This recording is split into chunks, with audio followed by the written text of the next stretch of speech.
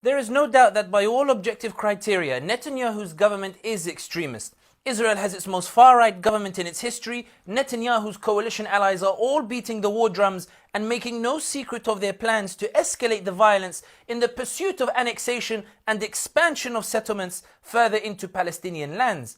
However, the problem with the Netanyahu is extremist argument, as it's being asserted at the moment in articles and analyses, is that it moves the goalposts of what extremism is. Think about it. Israelis literally live in homes that they violently turfed Palestinian families from. They literally live on land they illegally and violently seized from a population that they then made refugees.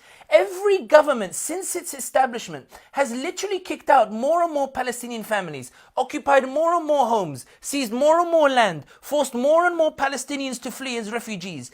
Each government in succession has demolished the homes of Palestinians who refused to leave, set up checkpoints to create a cage and harass their movement, deployed armed troops that beat the elderly and shoot children. Not only that, every government in Israel in its history has rejected the notion of equal rights, has rejected the idea of coexistence, has rejected the idea of collective citizenship, has rejected the idea of halting settlement expansion. Every government in Israel has rejected the idea that Israelis and Palestine should be equal, that they should have equal access to healthcare, equal recourse to justice, equal freedom of expression.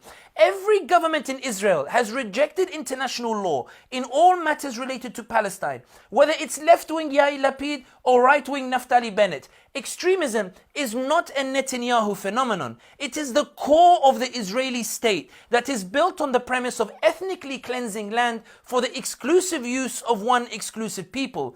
It's the core of the Israeli state that rejected the idea of living side by side with Palestinians who received the refugees who had been horrifically persecuted in Europe and decided instead to slaughter the local population and declare the land their own.